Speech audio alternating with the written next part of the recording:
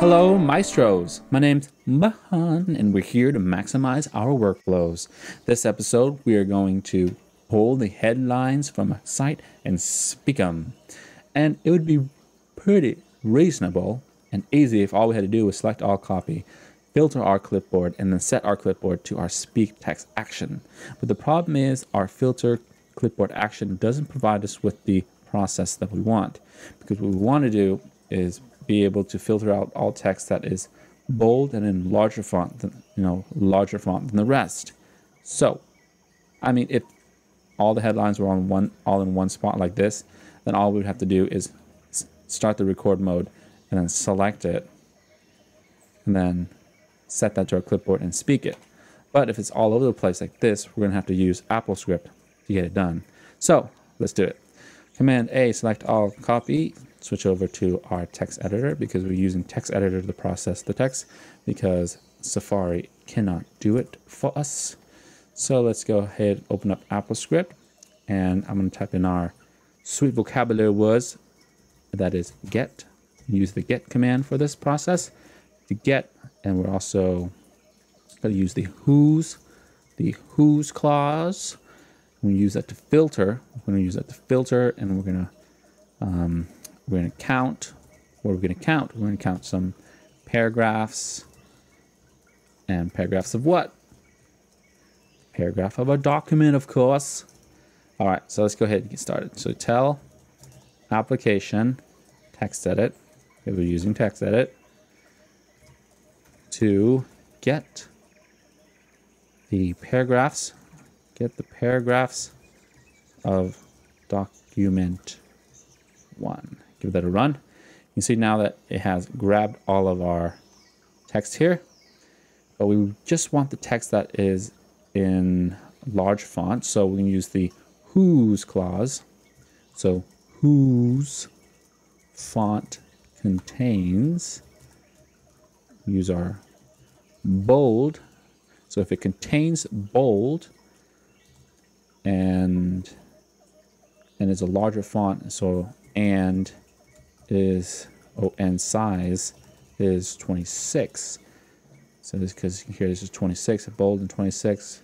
I'm gonna use this one too, so 20. So it's either size 26 or size is 20. Give that a run.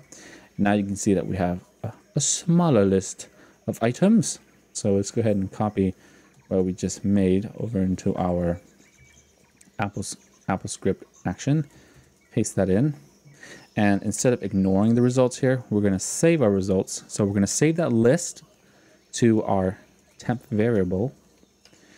And then we can speak that variable, so temp. And then give that a try. Let's set it real quick. And then try again. Russian forces free one observer in eastern Ukraine. Sanctions revive search for secret Putin fortune. 2 popes become saints in historic canonizations. So there we have it. Now, if you want to have like a pause after each of these lines, this is where things get complicated. Really, really complicated. And I'm just gonna just go through the finalized version of this macro to show you what I did. All right, so first thing you do is activate your Google Chrome, open the URL, the open URL action, and we use the New York Times here, and then wait for it to open. Then select all copy once it is opened. Pause for a second, because when you're doing stuff with your clipboard, it's a good idea to have a sweet little pause. And then it clicks off to the left side of the window to deselect everything. And then it pause again, because whenever you're clicking, it's a good idea to have a pause. Activate text edit. Pause until it's open. That is until it's in the front. You see here. Pause until all the following true application is in the front. And then paste it into the our first document, our open document there. And then this is where we want to set our loop variable to 1. So we're going to use this later on in our repeat action. So first, for now, we're just going to set it to 1. And then this is our action before. I just included a few extra sizes, and we're going to set it to temp. And this is where we're going to count the paragraphs. The the total number of paragraphs in our list in order to set that to how many times to repeat our action. So once we get it, and it's a pretty simple process here. We're using our read variable tell block here, and then we go to count paragraphs of temp of the temp, and then we set that to our the count. So we're going to set that to how many times it repeats. So it's going to repeat this action this many number of times depending on how many paragraphs we have. So it's going to go through each paragraph, and it's going to do a sweet little condition here, and it's a if then action, and it's going through a script. So it's going through a script condition, and I set the condition to test to see if the word counts of the paragraph is greater than 2. So it looks at that line and counts the number of words that are in that line. So count the words of paragraph 1, because remember the loop that we set before, because this is where it imports the loop. So it imports the loop and sets it to the loop so that AppleScript can use it. So count the paragraphs of count the words of paragraph 1 of our list, and whatever that number is, if it's greater than 2, do our action.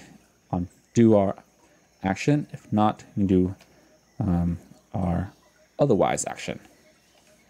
And what it's doing is it is getting the paragraph, and the loop is still set to 1. So get paragraph 1 of our list, and then set it to our secondary variable, it's temp1, and then it's going to read temp1, and then after it's finished reading it, then it's going to add 1 to our loop, so then the count goes to number 2.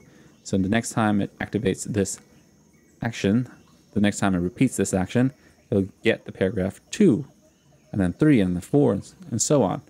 And then it pauses so that when it gets to the end of the paragraph, it pauses before it goes on to the next one. And this is a good idea. You can also have like a stop action in here and have it stored to a third variable, and whatever is currently stored in our third variable can go back into TextEdit and search for that variable. But I didn't really include it, but it's a nice little feature you can add if you like. And then after that, after it's finished reading all the paragraphs, it's going to activate TextEdit, wait for it to open, select all, and then delete it all so that it can do it again in the future. And if you're using this action a lot, it might be a good idea to have a separate variable that stores all the things that it's already said. You can use the search and replace action to search out all the things that's already said and just keep the headlines that you haven't heard yet. And that's a pretty good action if you're going to use it that way.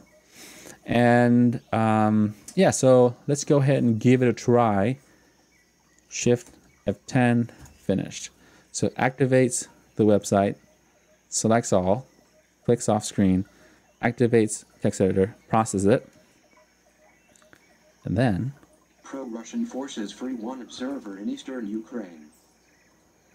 Sanctions revive search for secret Putin fortune. pause, 2 popes become saints in historic canonizations. and Syria miss. and then it keeps on going through until it all completes everything else. So there you have it. Speaking the headlines from a website. Hope you enjoyed, and I'll see you next time.